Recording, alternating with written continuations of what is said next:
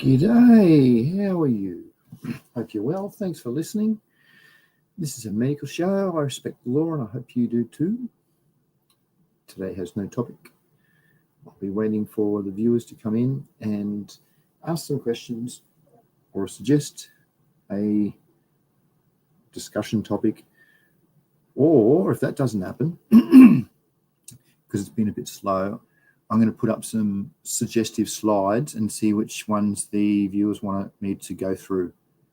So that's how we'll get today's topic, if there's no questions. Now, if you're rewatching this back, you want to fast forward through till you see some slides. So adjust the little slide bar at the button till you see the screen change, and that's generally when it started. Because at the moment, I don't know what's going on. So I'll give it a bit for the cool folk to arrive, like Sunshine RB says g'day. G'day, g'day. Hope you're well.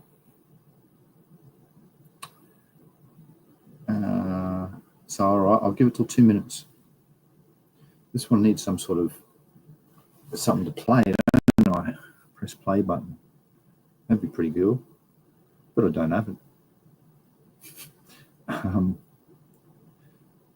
So yeah, I'll just give it till 2 minutes and then I'll start. So another 30 seconds.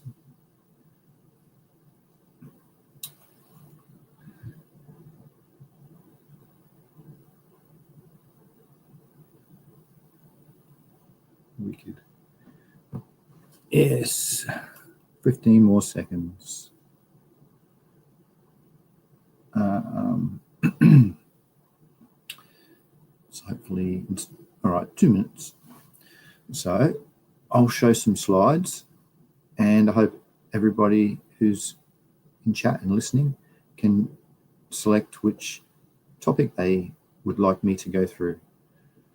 Unless you're going to put a question in, because that'd be even better, then that'll give the show some direction. At the moment, there's none. So it's going around. Wow. Oh, awesome.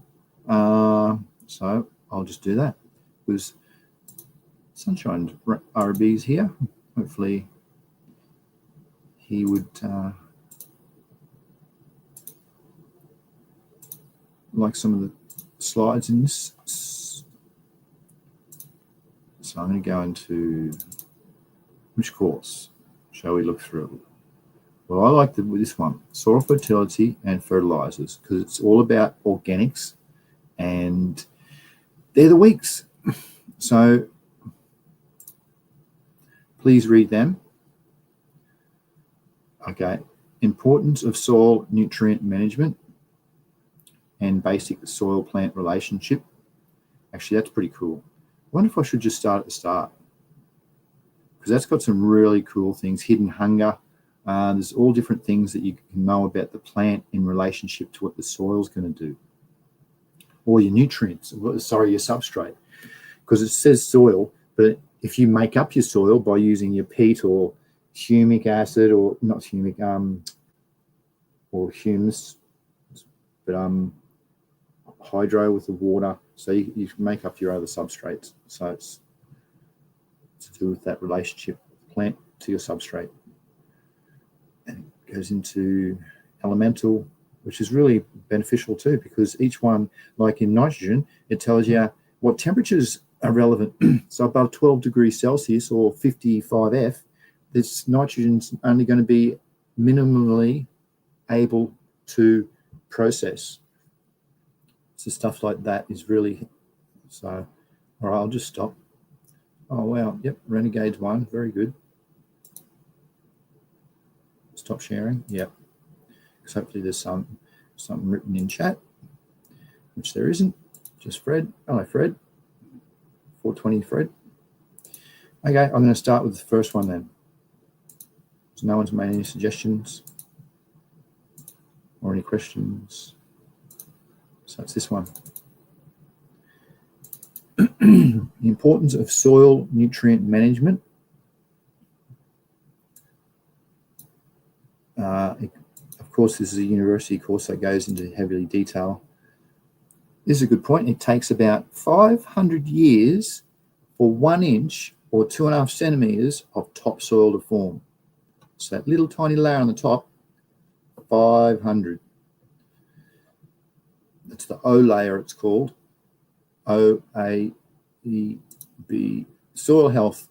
The capacity of a soil to function within an ecosystem boundaries to sustain biological productivity, maintain environment quality, and promote plant and animal health.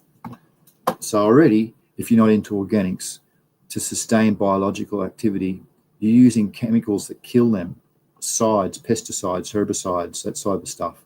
So that's why I really support these studies that I do, because they're all about organics and promoting biological activity, which, as you'll see, governs everything. It goes on to say healthy soil would ensure, or a healthy substrate would ensure proper retention and release of water and nutrients. It would also promote and sustain root growth, maintain soil biotic, all the microbes, habitats, and respond to the management and resist degradation. So here's the effect on plants. So if you see down the bottom, up the top here, healthy, this has got an infection, this is disease suppressiveness, and this is nutrient deficient. So these are all the different things that soil health has the effect on what's going on above it. And you can see from here with soil health, the amount of beneficials that you've got in the soil to pathogens. And I reckon good soil has 50% of each. This isn't a good substrate. It's 50% of each, isn't it? A spin out. Yeah, we'll go on to say that. Measure of soil health. Governed by a number of physical, chemical, and biological attributes and processes. So there's a little chart down the bottom. Organic matter, chemical environment, physical environment, and biological environment make all self. So there used to be just 3. So now they got organic matter in 2, because it's all to do with organics. Soil health, see the 3. Physical, chemical, and biological, and they got organic matter. But these things do govern what happens, and that's a good place to start if you're wanting to build up your substrate and make it better. So that's the things you need to do. And I'll just stop sharing to see if there's any questions or if I'm on the right track. Oh, good. Sunshine RB says, I'm interested about light leak in an outdoor setting. Example, spotting in neighbours' yards, for example, and the effects of growth. That would have been good to know at the start. But it's still a question. It goes on to say constant versus intermittent light leaks and notable effects. Well, picture a plant with a full moon. So the full moon is going to be regular and it sort of knows about it. But if you've got anything higher than that, it's going to pull it out of its night cycle and stress it. So if you've got a heterozygotic cultivar that's tendency for a little amounts of stress to make it herm out, it's not good. But if you've got a stable genetic landrace homozygotic cultivar, that's should be able to handle those types of conditions. Another way to get around that is remove the light somehow. Block it, shade it, something. Because it's not beneficial in flowering times. It isn't. It's beneficial for the opposite, for the vegetative times, but not for the flowering. Does that help? Answer me if that helps, mate. Constant versus intermittent leaks and notable effects. We know the notable effects are going to be stress, and if the flowers aren't as tight as they could be, that means they've got a little bit of excess growth, and that's going to be a notable effect as well. What else would there be? All the signs of stress. Oh, good. All right. Yeah, that's a good answer. All right. Sweet. I'm happy to see that. It's good stuff. And do you like how I'm going so far? Should I continue?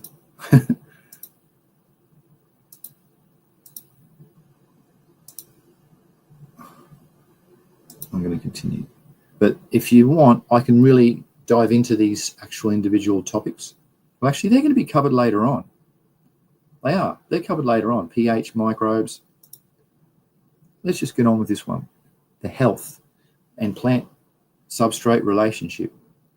Soil formation process takes time. Parent material, climate, very good.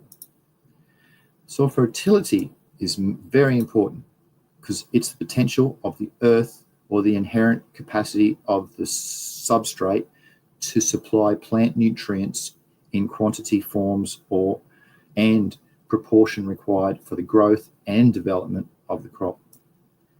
And fertility is measured by the amount of chemical elements or compounds required for plant growth.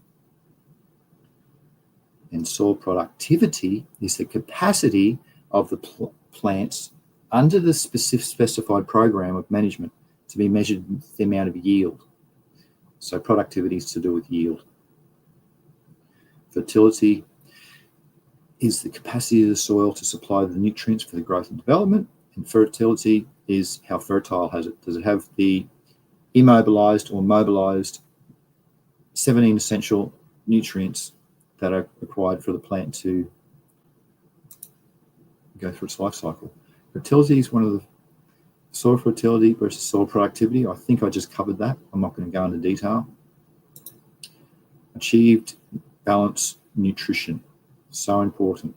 Providing plant with essential nutrients. Avoid over and under applying inputs. That's massive. Balancing the input with maximum yield output. That's pretty hard. You've got to know your cultivar for that. But these ones over and under, if anything, go a bit under, and then look for deficiencies. This is an example of degraded cropland versus very nice restored perennials growing. So you can see underneath the soil, the fertility, low. Carbon, low. Nitrogen conservation, low. Phosphorus availability and retention is low. Nutrient losses is very high, and there's high amounts of erosion. And then after it has slowly time to fix itself, it goes through time, unless you're adding inputs, microbes, and things to feed and remediate or augmentate the soil or your substrate, but it gets all better. You can see all that, everything improves. Lieberg's law of the minimum is whatever the lowest element is in the 17 essential elements, that's only as good as the plant can grow. And that's pretty important from Lieberg, because that's what happens. So if you've got very limited nitrogen, well, the plant can only do as low as that lowest amount of nitrogen, even if everything else is perfect. So that's why it's a balancing effect. I'll explain that. Law of diminishing returns. It goes into logarithms and it's a bit more complicated. Law of the maximum by Arthur Wallace.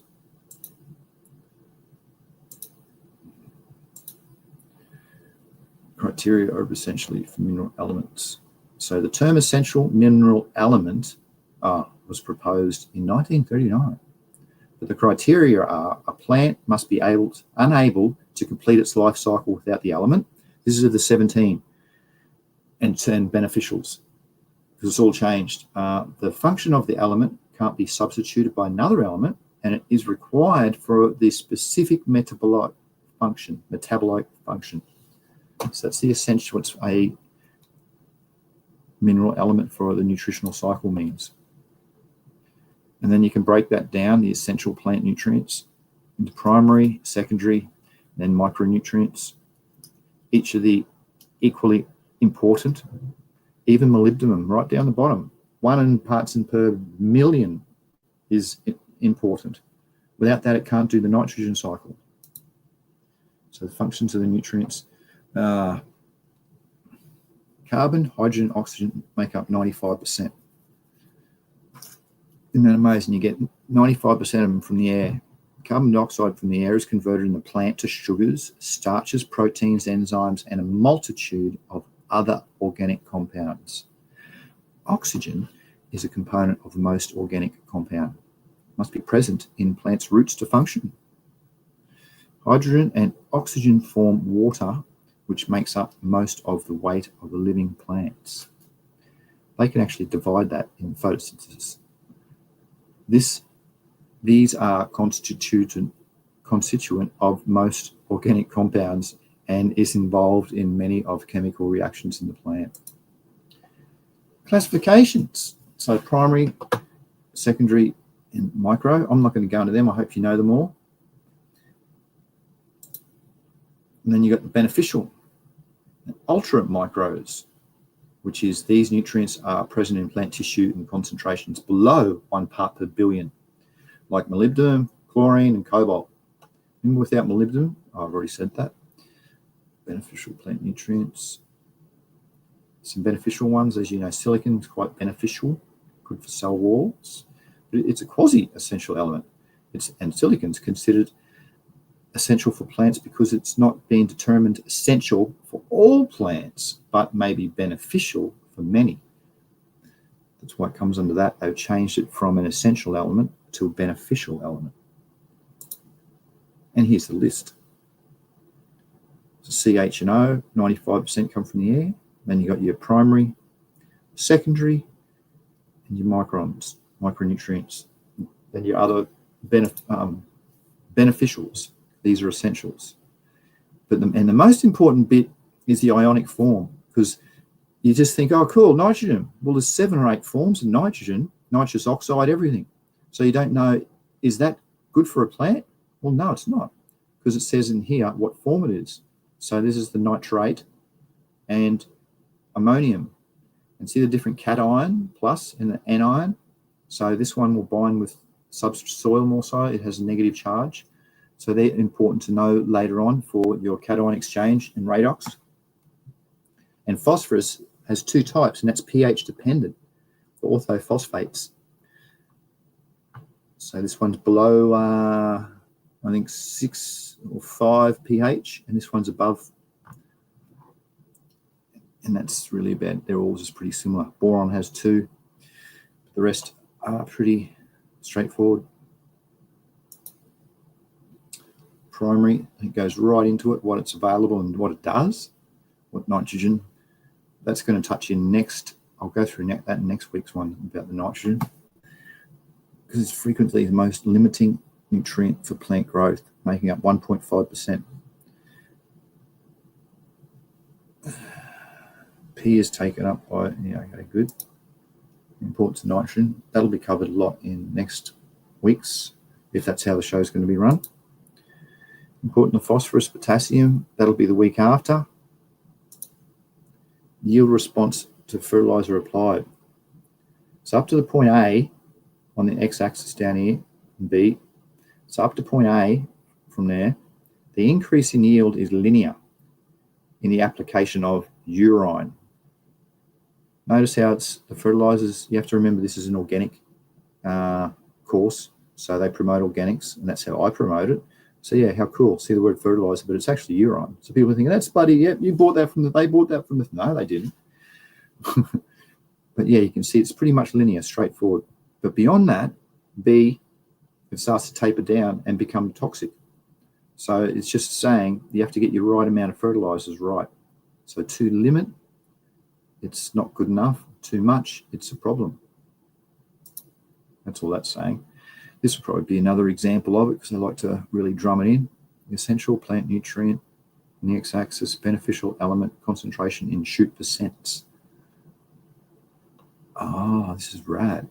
Because this has got, see how there's the crosses, the pluses are stress ones, under stress, and the negatives are the ones without stress. So you can see how it's actually handling and what the stress factors going through as well. Excellent charts. Here over here is the relative yield. So you can see that's how they've added it, and it didn't do much for the actual yield. So if they could have stuck here, with the amount they put in at this point is equivalent to the amount up here, which is probably nearly double, but they're getting the same yield. So it's very important to dial in your, or know what you're growing and its conditions to how much you need to use. Mobility. I'll see, actually, I've got to see if there's any questions. Far out. Oh no. Oh, very concise. Okay, that's the latest. Okay, very good. Please drop some stuff into the chat if you want questions or better explanations, because I'm just skimming over this. I don't know what else to talk about. Mobility of nutrients within plants is very important. And actually, I'm going to just go to the chart. The mobile, variable mobile, and immobile. Immobile is very important because they're out of the boron, manganese, and calcium.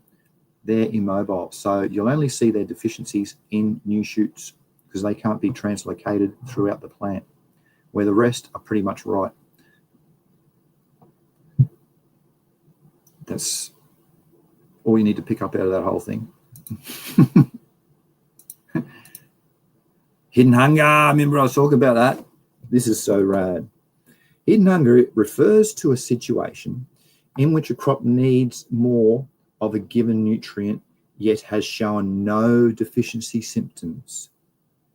So how do you know about this? Well, it's hidden, but it's good to know about it so you can know, are you getting close to that, or is that possibly what's going on? Did I get a reduced yield this time, but it didn't show any deficiencies? Oh, I might have had hidden hunger. I'll go on to, so hidden hunger is the nutrient content when it's above the deficiency symptom zone, but still considerably needed for optimum crop production. So with most nutrients on the crop, significant responses can be obtained even though no recognizable symptoms have appeared. So there's a chart up here on the top right, which is pretty cool. It just shows it. So that's when you'll see some symptoms, and then you'll know, well, okay, I'll fix those symptoms. Have I fixed them yet? Well, the plant seems to be good, but you're not getting your top yield because you're in hidden hunger. So you can only really know about that by good monitoring and tissue samples and by learning your yield.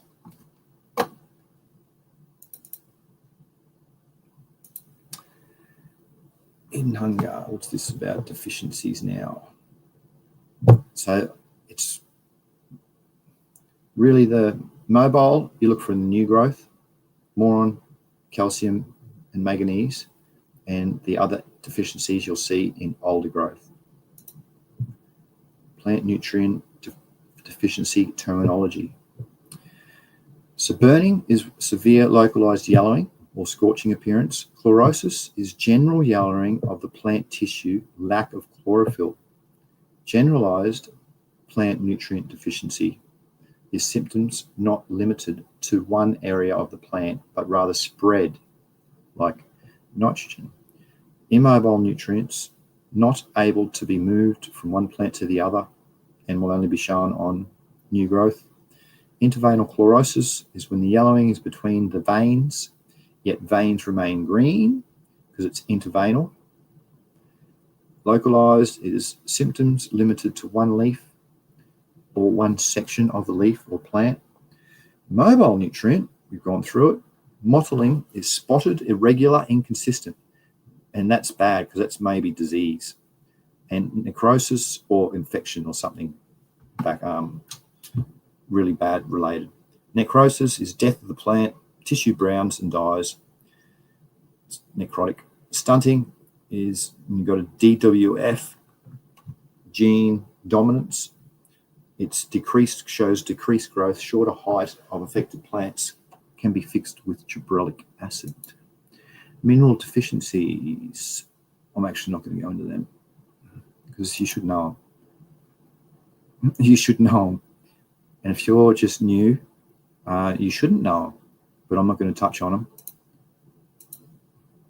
Nutrient cycling, this is excellent. Nutrient cycling can be assessed by measuring the following indicators: fertility indicators and organic matter indicators. soil reaction or substrate reaction indicators. So for fertility indicators, it includes all elements. Organic matter indicators include carbon to nitrogen ratio, because remember, with the wrong ratio, you won't retain enough nitrogen, for instance. Or under organic matters, I shouldn't go and explain it. It's decomposition, microbial biomass, particulate organic matter, soil enzymes, soil organic matter, total organic carbon, and total organic matter. So they're the indicators you should be looking out for nutrient cycling. And colour is another thing. Munsell's colour chart is a good indicator of organic matter. So I don't think this goes into that. But if you're watching back, you can, if you really want to learn about it, you can get a look at the Munsell's soil chart, and it just shows you dark to white. And I'll just show you Munsell's colour chart.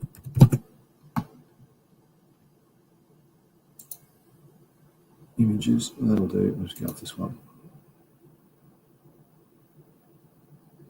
So it's got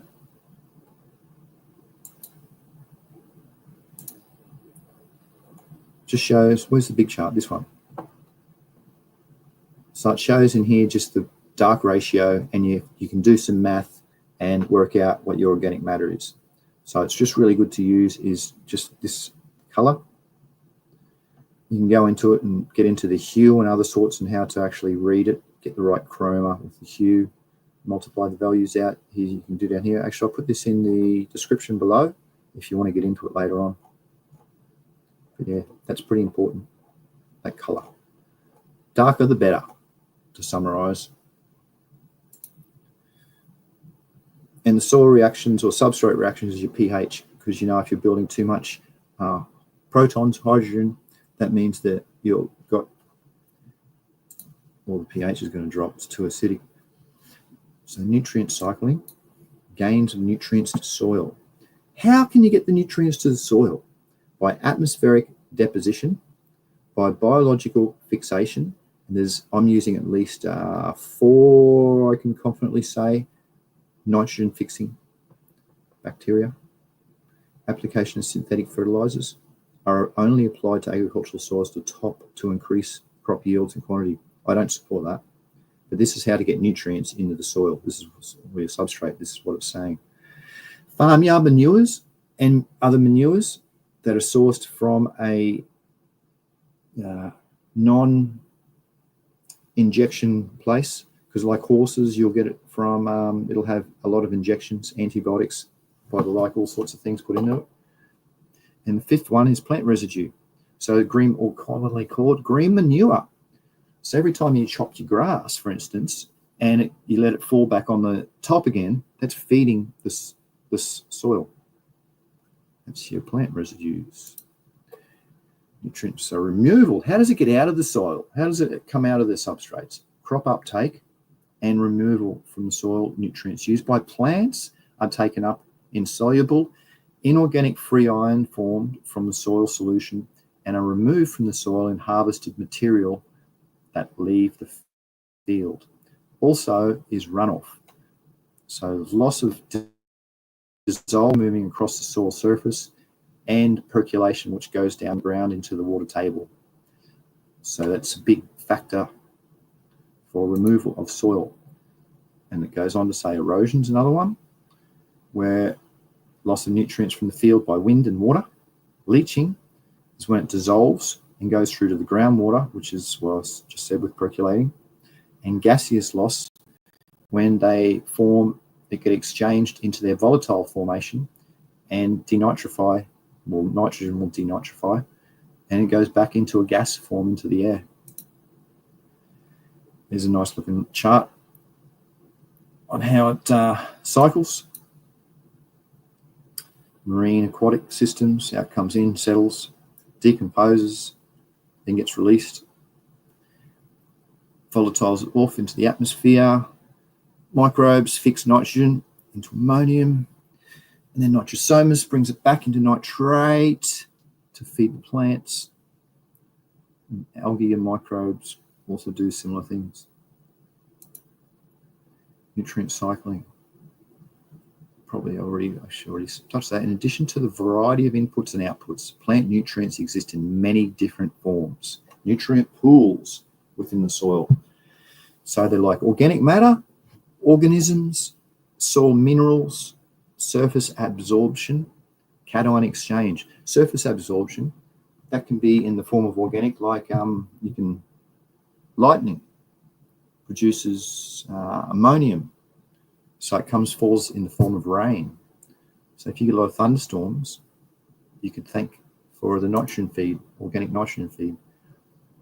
Removal, kind of went through that. This goes into a bit more detail. You can see there it goes through. I should see if there's any questions.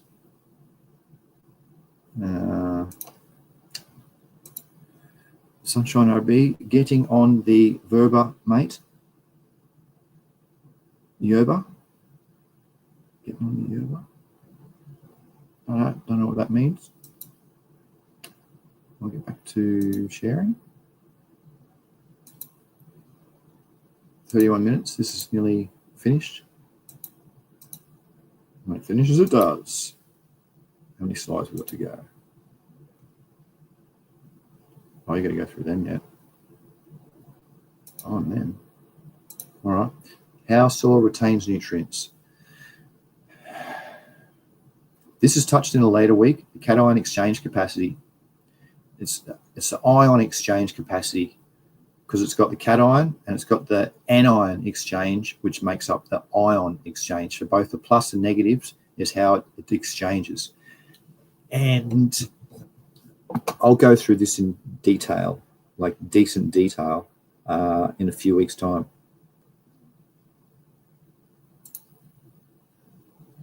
This is how soil nutrients, this is an example of cycling. So there's the root hairs, there's lateral roots with your root hairs coming out, and microbes, remember the rhizophagy cycle? So they go out through the root tips and back through the root hairs. That's the microbes. So they're cycling in there and helping the breakdown of the immobilized particles. And over here, so they'll put out a proton, the roots. They exudate, put out chemical signals, this gooey substance which has a lot of protons in it, and that wants to exchange it with something else. So that was proton is a positive cation. So it's looking for an exchange point for the negative charge point that it left off. So it wants another cation.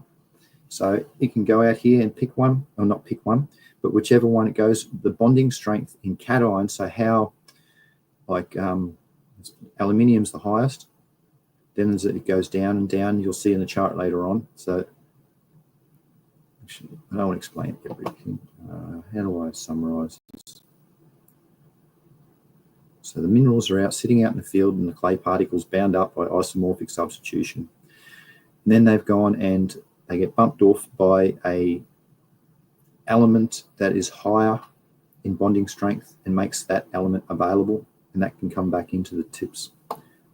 There you go. What does it say? Nutrient ion move from soil solution to plant roots and are re-established from reservoirs in soil solids and on soil surfaces. How soils retain nutrients.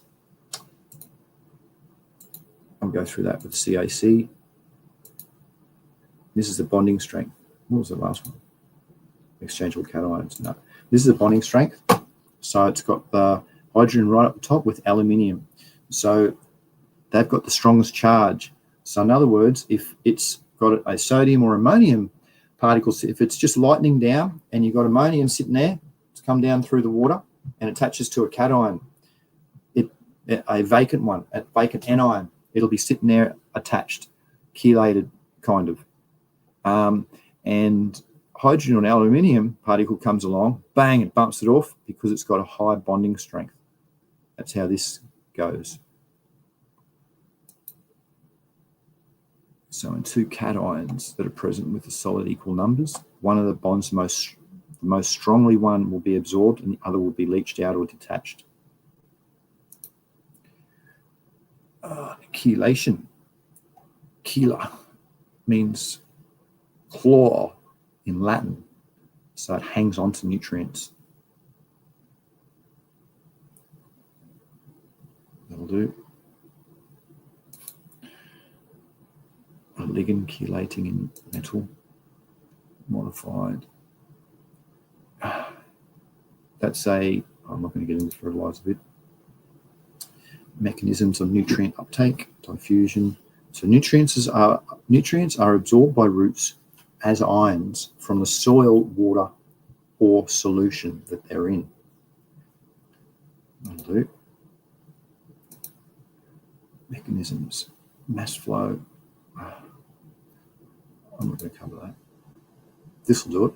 So there's a few ways for water of nutrients to get into a soil solution: by mass flow or diffusion. Mass flow is when you pour heaps of water in. Diffusion when it slowly percolates through. So you can see if you want to supply a high percent of calcium, you want to be using the mass flow technique, not diffusion. That's what this is showing, this chart by Barber in 1995, relative to a corn crop. This was tested on. Nutrient uptake. I know about a couple of systems. This goes into pretty good detail. That's a cell wall. So the active transport, it uses a particle to get through energy. In passive transport, it can just bind and come through by itself. There's a couple of ways. Carrier proteins come on to add to help it go through. And then you've got the three different types of co-transporters: uniporter, symporter, and antiports. See, they can only go certain ways. I know I'm skimming on this, but I didn't, because this goes into heavy detail. So I don't want to bore you. Only a couple of people like myself would be interested in this sort of stuff. So if you really are interested, you can ask questions and I'll go into detail. Otherwise, I'm just going to skim through them. So two different ways of uptaking minerals. What's the difference? It says there, ion exchange. So that's your cation and your anion exchange to create your ion exchange capacity. So according to the, actually I'm going to go through this in a few weeks to come up with it. Carbonic acid theory, nutrient mobility and plant competition. What's this saying? The zone of plant uptakes from immobile nutrient elements and the zone of uptake from mobile nutrient elements. Oh, okay. So this is pretty important to know about, well, that's why it says plant competition. So if you've got any roots growing down here, that it's only possible for the plant to get its calcium, manganese, zinc, iron from really close to the roots because it's immobile nutrients. That's what that's saying. But if you've got earthworms and stuff like that, they'll get them around. That's why growing organically is the best. And this is the zone of uptake for mobile nutrients. So this can all be percolated through and moved a lot easier. What's BO? What's that boron? Boron's immobile, inside the plant. So outside must be transported well. Same chlorine. Well, that's what the chart says. Root patterns for several crops. Yeah, look at that, alfalfa. 6 foot down, 2 meters down. It's pretty fine.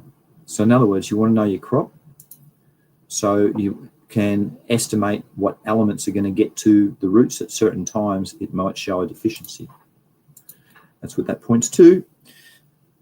And here's the two types of supplying the nutrients to the plant roots in mass flow and diffusion. There's a nice little sum you can work out. If you'd like to know about the uptake of nutrient per unit length.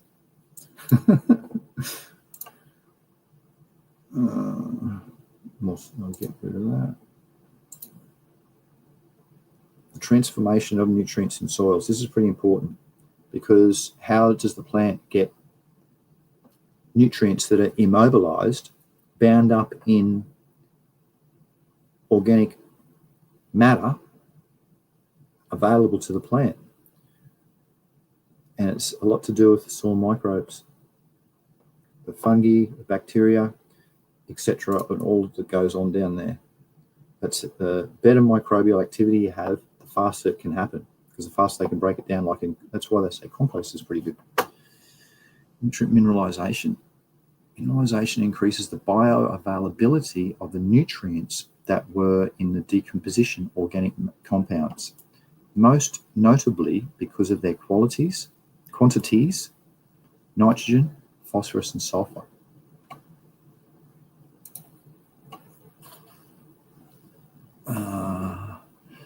This is its breaking down process as it goes through to be made into elemental form, to be made available to the plant. So a lot of these, they need different water, UV, different breakdown factors, microbes, temperature, right enzymes for it all to happen. So it's basically what that's going through. I know it's very detailed, but this is a detailed university course. So if you'd like to know everything about how the reactions of different stages happen, they tell you. And by you knowing that, you can make your own decisions on what's happening at different stages, growth stages, temperature stages. It's cool. So transformation. Immobilization. I should read this. Immobilization occurs when soil microbes feed on the organic materials that contain concentrations of nutrients that are lower than their own immediate requirements. Therefore, organic materials with a higher carbon to nutrient. I'll start again. Therefore, organic materials with a high ratio of carbon to nutrient are likely to cause immobilization during decomposition. Mineralization and immobilization occur simultaneously in soil. However, the net balance between the two varies with environmental conditions and the characteristics of the organic material available for decomposition. Because you know to know what's breaking what down. Is it going to eat it? Is it going to store it? Like, you know, your earthworms, there's 3 types of earthworms. And your eniac, the ones that go vertical and that are massive, they eat worm castings. Where the other 2 types, the ones on the top, epigiac and endogiac, in the soil O and A layers, they produce the worm castings, as an example.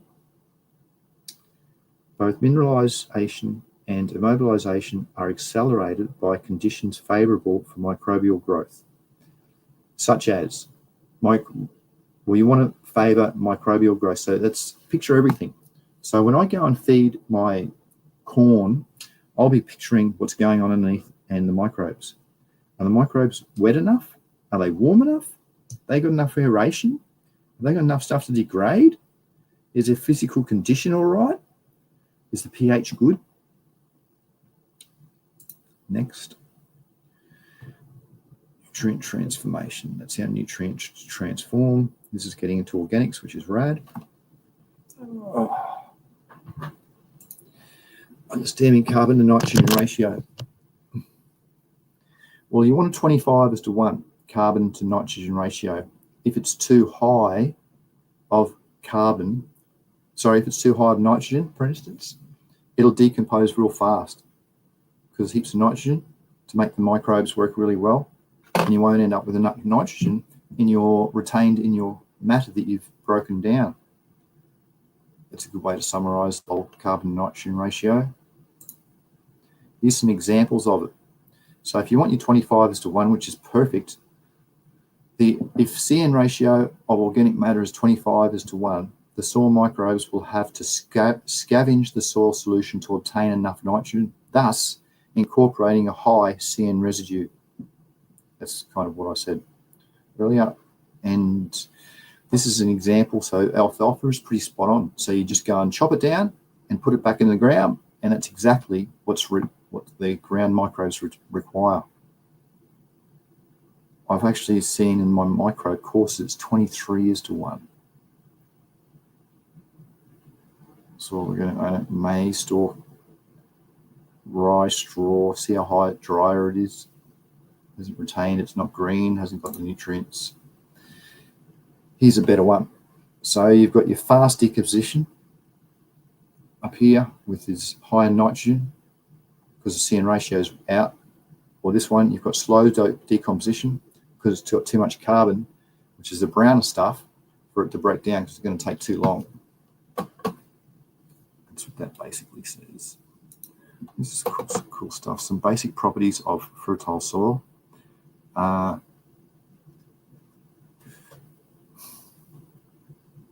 It's rich in necessary plant nutrition, contains sufficient minerals for plant nutrition, contains soil organic matter that improves soil structure and retains moisture, has an optimum pH,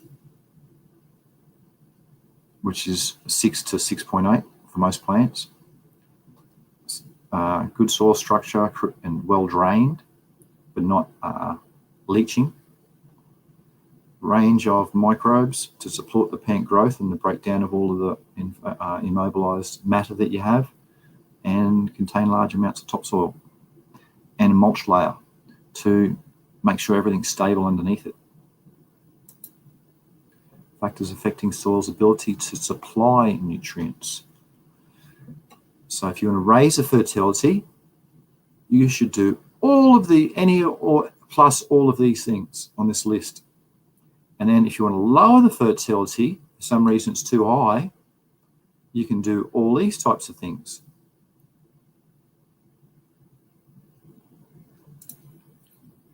So this is the cool pH chart. So this one of the later weeks we'll be going into will be pH. So it'll touch a lot more into that. But you can see why you want to get the optimum pH of around the 6 to 6.5, because everything here is available. We'll look at that one. Phosphorus doesn't become in the green until it's 6.5. So if you've got soil or substrate pH of 5.5, you'll most likely have phosphorus deficiency and magnesium deficiency. But if you just go and rate this pH up a little bit, just lime it or dolomite it even better because it has magnesium in it, it'll go up a little bit more. Get it up to your 6.5 and makes everything available to the plant. Soil acidity. This is a cool little chart here in the middle here because it shows there's the 0 to 13 where it's 7's neutral, 5's strong acid, and 9's very strong alkaline. So if we go down under here, it says the active acid sulfate soils are in this range. Then acidic peats. So if you want to go and get some sort of substrate from these areas thinking, wow, they're so fertile, yeah, they might be, but they're extremely low in pH. Look at the forest soils. It only ranges up to 6. That's why it's very fungal dominant, because bacteria don't really survive or thrive below 5 pH. Humid arable soils starting to get a lot better. Humid regions and calcareous and sodic. Importance of pH on plant nutrition. Well, I just kind of explained that. This is a pretty rad chart.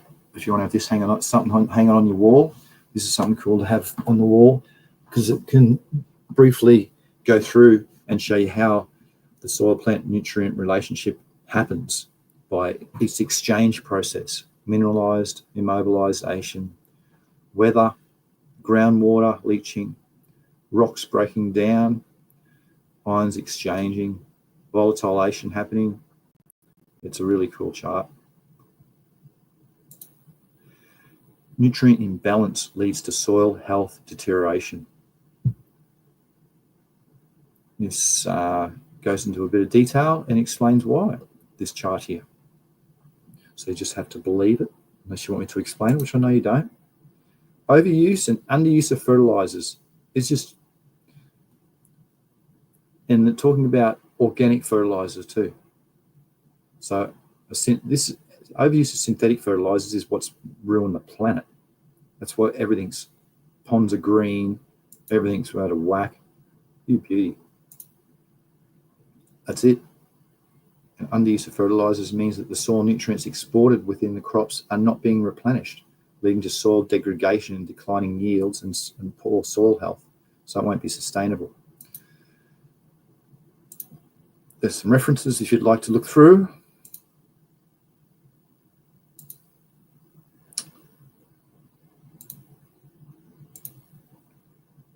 Sweet. Oh, yep. Got a few more things to say. Very concise. Oh, yep. Oh, Brazilian green tea is yerba. Very good. Sounds nice. Can you explain how tissue culture works? Yeah, in 10 minutes, I sure will. Hello, Blinky. How's it going? Hope you're doing well. G'day, g'day. Thanks. Happy to be home at the hospital. Oh, that's no good. Hope you're well now then. Getting on good meds. Yeah, sorry to hear that. Says Sunshine. Hope you're improving. Sunshine says, does alfalfa work as a cover crop? Yeah, mate. It works really good. Alfalfa, it's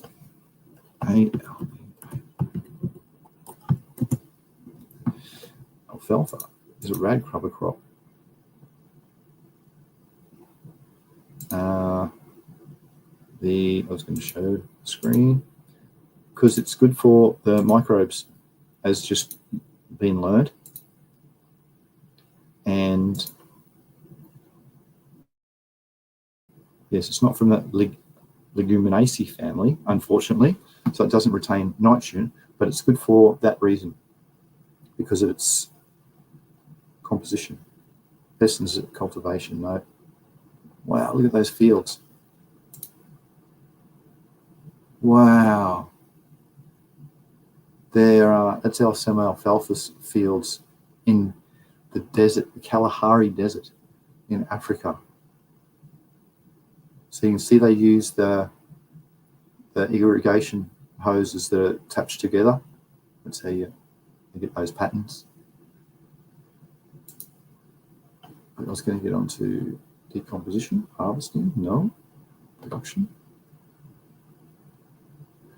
Alfalfa and bees. Well, that's one good thing. They're good for pollinators. Varieties, no. How about nutrient retention? Legal uses? But yes, it's very good. It grows fast. Toxicity. Cannabine.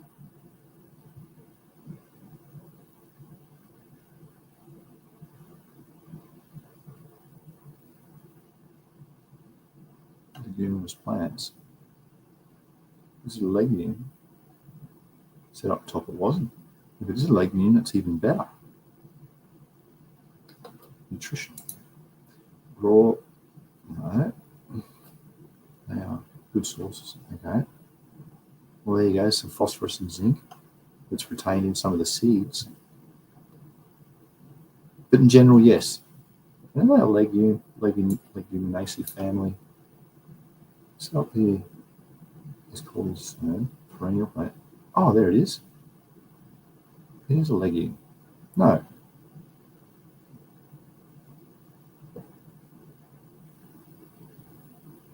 I'm thinking, okay, I'll get that mixed up. It's not a nitrogen fixing alfalfa. Sorry, it doesn't do that. But in general, yes, it's a really cool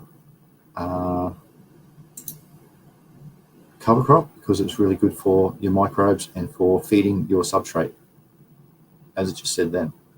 I won't do any. Carbon is an excellent input. Yes, organic carbon, organic matter. Yep, you need the carbon to nitrogen ratio, as you saw before. Remember, too much carbon, it doesn't help things. It might be a good mulch on top, but it's It just makes the process too slow. And an example of that, if you get too much carbon and put it in a heap, you might, and it doesn't breathe properly, and it might be creating anaerobic pockets, and you might be breeding anaerobic pathogens. Sunshine RB says, it's too hot, and I'm not making sense. Oh, no, you made sense, all right. Alfalfa is a rad cover crop, mate. A lot of people do it. It grows fast. It's, yeah. But lucerne, legume. That's the word I was looking for before. Not lucerne, legume. And you asked I use a lot of legumes because they're nitrogen fixing bacteria in the root nodules, and it's when they'll build up in the soil and it'll retain those in the soil. So in other words, it's nitrogen that's bound up in these little enclosed root nodules from anaerobic rhizobia. Sunshine RB says, can you explain how tissue culture works? Briefly. Let me pull up a chart. What was a good, well, we're still on the courses here. Plant cell science. There is plant cell bioprocessing. I have to go back and share a screen, don't I?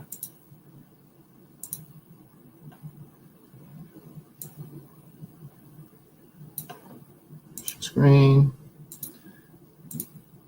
Only up to an hour. All right, what are we looking at now? No, that was the other course. Plant cell bioprocessing. Let's hope it starts at the start.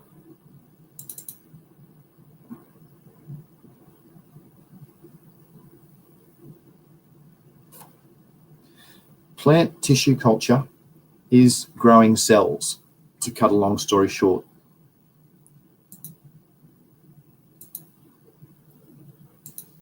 I'm hoping there's going to be a basic one. This is goes into heavy detail, this course. It's so amazing. It's like as if it's going into the detailed stuff at the start.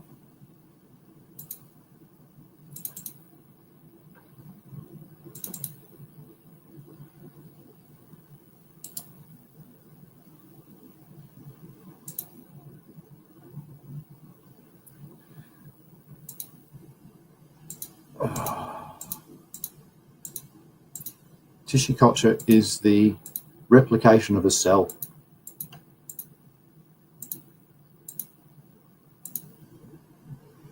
That's the best way to put it.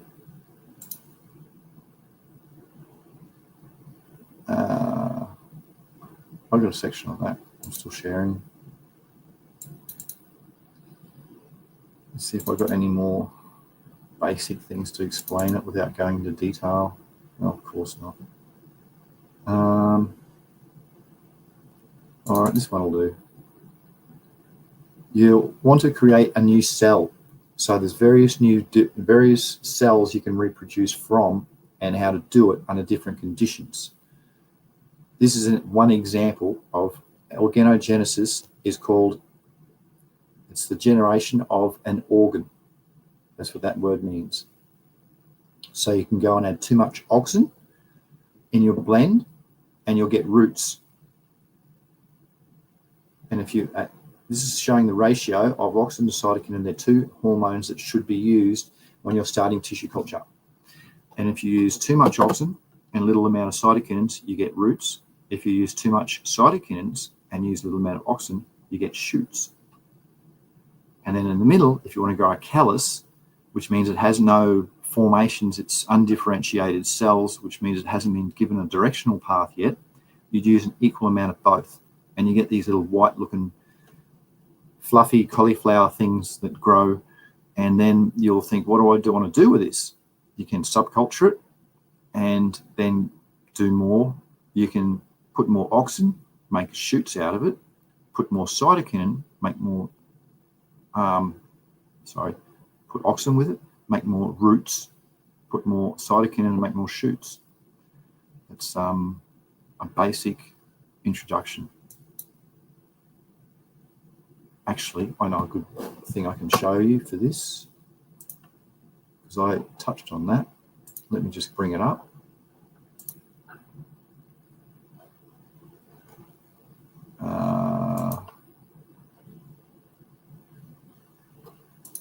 Wrapped it right at the end, mate. Yeah, I thought that because of the change difference. Yeah, I understand. There's a few people who have done that too. It's hard everywhere. I understand, mate. Yeah, the question was just a brief explanation, because I've been going for an hour, and what I'm doing, I want to explain this again for Raptor, because I like Raptor. I'm showing the show has been a bit slow with questions over the period of the last few weeks. So I'm going to go through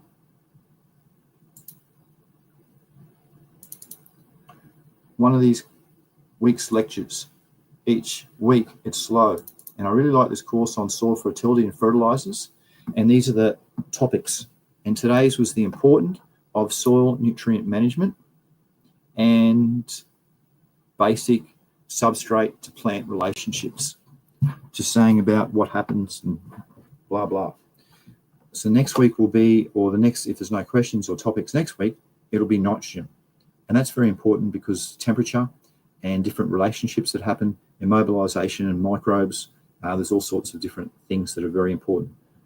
And then I'll go through other macro and micronutrients, testing, soil evaluation, health and problems, and organic manures, and then slow release fertilizers and biofertilizers,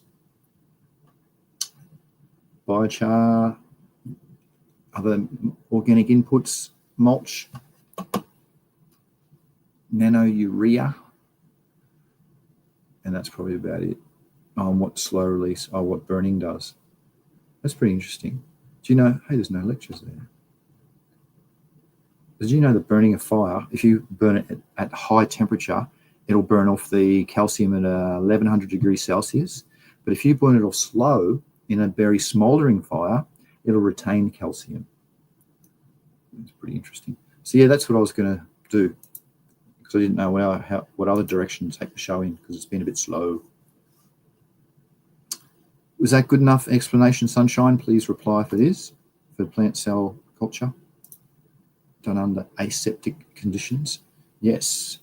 Oh yeah, and it has to be done under very, very clean, sterile conditions, because you're producing a cell, and cells reproduce about every 15 hours odd, and microbes reproduce every few minutes or even quicker. E. coli can cover the planet in 48 hours under its right growth conditions. So you have to be extremely, extremely sterile to successfully do tissue culture. That's hard to summarize it, but I hope that helped. To the biochar. Yeah, they don't go much on about the biochar. You know, biochar is just like a fancy charcoal. Yeah, but they do touch on it, and it's good to hear what the notes are from the professor that I learnt off. You know, Chakraborty is his name. He's blooming excellent. Sunshine says, I missed all about what was outside for 2 minutes. Oh, you have to rewatch it, mate. Sorry about that. I can't repeat it because everybody else, there's 7 people that were listening. They don't want to go through what was just said. You just have to take note and listen to the last 10 minutes, because it was from the 50-minute onwards, your question was, because I remember it thinking, oh, I've only got 10 minutes to go. So you have to, yeah, sorry, mate, but I can't make everybody else bored. But that looks like it's all for today. It's fine. I'll watch back later. Yeah. Yeah, at the 50-minute mark. So we're at a minute. We're at 65 minutes now. So I just touched on it for a little bit. I don't think I showed any slides for it either. I tried to show some slides, but didn't. And yeah, you did ask the question a while ago, so it is kind of my fault for just getting on it now, but I wanted to conclude with the plant health and soil and substrate health. And that's about it. So if you've got something to write, please write it now, and we can go through it. Otherwise, you'll have to wait till next week. And next week, if there's no real topic, it might be substrate nitrogen for plant nutrition. Substrate nitrogen for plant nutrition. Oh, here you go. You like sneak peeks, don't you? Because that sound very good.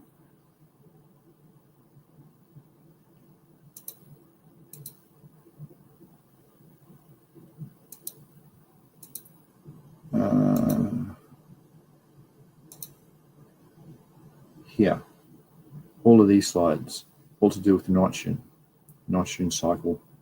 Examples of the co-molybdenum factor. If you don't have molybdenum, it won't uptake 1 part per billion of molybdenum. It's so important. But yeah, it's nitrogen. Soil or substrate nitrogen for plant nutrition. That's still one of the best courses I've done. Speaking of cool courses, one of the one I'm doing this semester is actually I'll stop sharing. So it hasn't started yet. It starts next year. Is because Raptor's gone on about some course there. It's good fun doing courses. Is the plant breeding course. How rad's that going to be? Not microbial technology, plant breeding. What's Raptor say? They are a company. Oh yeah, they're good for the States. I don't know if they'd do anything for Oz folk, but yes, I agree. There's lots of beginner information there as well, and they help out with their online culturing, live culturing things that they do. They're pretty cool. Sunshine says I've saved one of their bids. We'll check it out tonight. Yeah. In general, what did you want to know about tissue culture, Sunshine? What was your specific question? Because everyone can do it. They've done it when they've cut a clone. Because when you cut a cutting and it produces roots, that's tissue culture. And if you did want to get into it, you need a laminar flow hood to be successful. Otherwise, you'll go and buy stuff, a kit, and you won't be able to use it. Well, you can use it, but it'll get infected too often. You'll start to grow bacteria and fungi. And you don't know what that is. It could be growing bad, like pathogenic bacteria and fungi. If you've put an enrichment culture in that's gone and brewed up the wrong type of conditions for the right type of pathogen, it's bad. So you have to be really careful with it. You're looking for a broad overview of tissue culture. It's easy if you've got the right conditions. So you need your laminar flow hood, or you can make one out of a box or out of Glad wrap, like I've done. Out of tote, you can make them out of, or pay about $800 to $1,000 and buy one.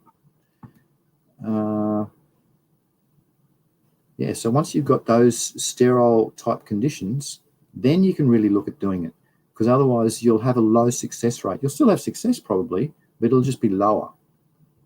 And it'll really dishearten you, because you'll keep breeding up all these colourful things in Petri dishes, and you won't be seeing multiply. You won't be seeing little cauliflowers grow, or roots come out, or anything like that. So it's just hard. What do you say? Looks like he's concluded. Oh yeah. So you need your laminar, get those few things, and then you can really start. Because if you get your kits, there's quite a few kits you can get, but you can't use them, or you'll have low success rate because you'll be brewing all the microbes and fungi around. And even if you get in just hard to create lab type conditions for culturing. Yeah, it's a good way to put it. All right, well, that's about it. I think I can write at the end there for tissue culture. And at the start, I'll be putting about the substrate health and plant-soil relationship. Basic plant-soil relationship.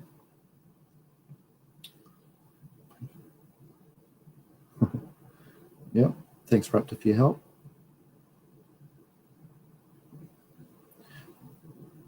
Well, the course you mentioned earlier. Sounds like you've done it, Raptor. The plant cell technology course, the one I showed earlier from my slides, that's the uni course that I've done, and it was the one it taught me how to. The reason why they do cell culture is to see what you can grow out, what secondary metabolites you can get out of it from adding little elicitors and little easy things. So it's good to do it at that level. So when you do it at the full-on plant level, you'll get a similar response, and that's what I've found. And to put resistances into plant cells is the same sort of way, and puts them into the plant. So resistances for that, your MAMPs and your PAMPs, your microbe activated molecular patterns, or pathogen activated molecular patterns. So that's taught me a fair bit about that, doing those plant cell courses. They're rad. I've done a few of them now.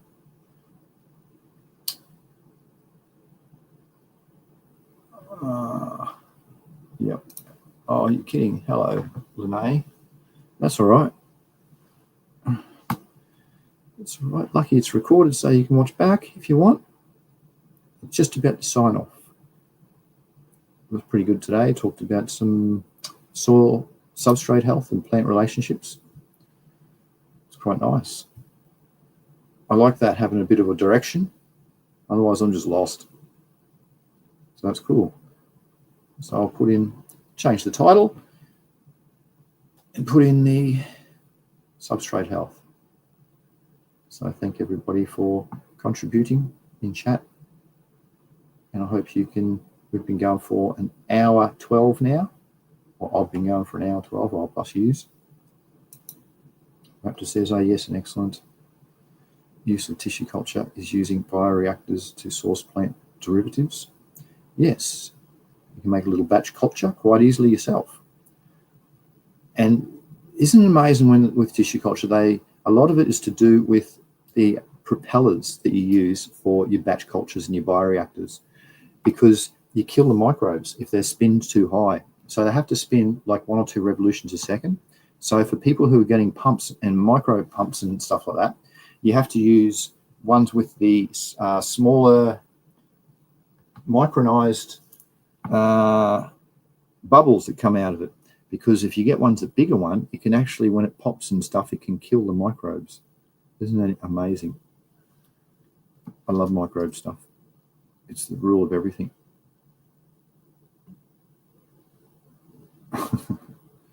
Very good. Yeah. So yeah, if you've got any more detailed questions about that, Sunshine, you're welcome to ask next week's show.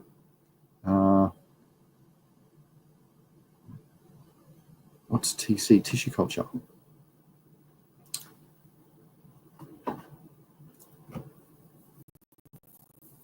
Tissue culture, short for that. All right, well, I think that's about it. Thanks everyone again. Said this a few times now. I'll sign out. So happy breeding, happy growing, and good health to you all. Go Australia in the cricket. Woohoo. There's a 5-day test on Australia versus India. We're in day 2 today. Good fun. Thank you for listening though. Bye-bye.